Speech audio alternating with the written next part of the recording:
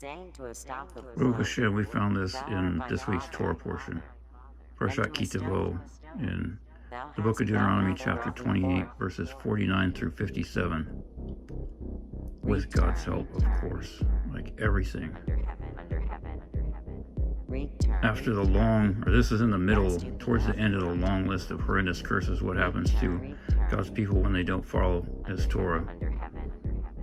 And so, a reminder to all of us, if God does this to His chosen nation, what do you think He's going to do to us if we don't listen and do what He says?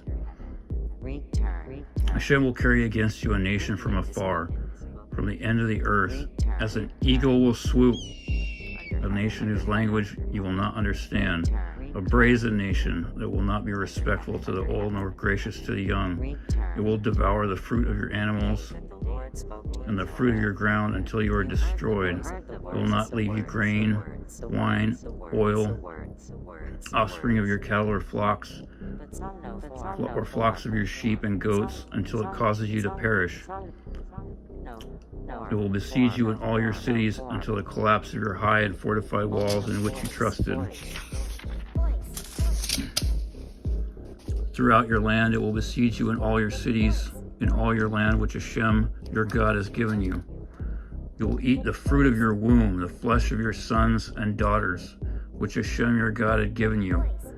In the siege and distress among your enemies that will distress you, the man among you who is tender and very delicate will turn selfish against his brother and the wife of his bosom, and against the remaining children that he has let survive, not to give one of them the flesh of his children that he will eat, not leaving anything for him in the siege and distress that your enemy will distress you in all your cities. The tender and delicate woman among you who had never tried to set the sole of her foot on the ground because of delicacy and tenderness will turn selfish against the husband of her bosom, and against the son, her son and daughter, and against the afterbirth that emerges from between her legs, and against her children whom she will bear, for she will eat them in secret for lack of anything in the siege and distress that your enemy will distress you in your cities. If you will not be careful to perform all the words of this Torah that are written in this book, to fear this honored and awesome name, Hashem, your God. That was through verse 58. Meaning God is going to make them eat their kids, which He did, like Rabbi Reuben says, a bunch of times. But who is this eagle that swoops down? It's Edom. It's Rome. Rome destroyed the second temple. A nation from afar, Ramban says.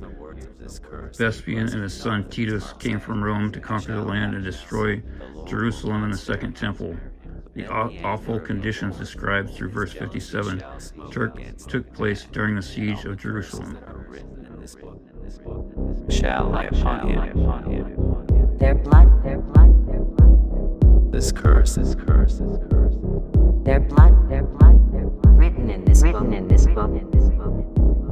This curse. And he bless himself in his heart. Make a carved idol. The likeness of strange, new wood. His iniquity. Under heaven. He shall bear. Under heaven. And it come to pass. This curse. Written in this book. In his heart. Return. The soul that sins, it shall die. The son shall not bear the iniquity of the father. Neither shall the father. But it doesn't take long by reading the 5 books of Moses to know Rome is one of them, the Catholic Church, and any form of the New Testament belief, and Jesus is one of them. Wickedness of the wicked. The soul that sins.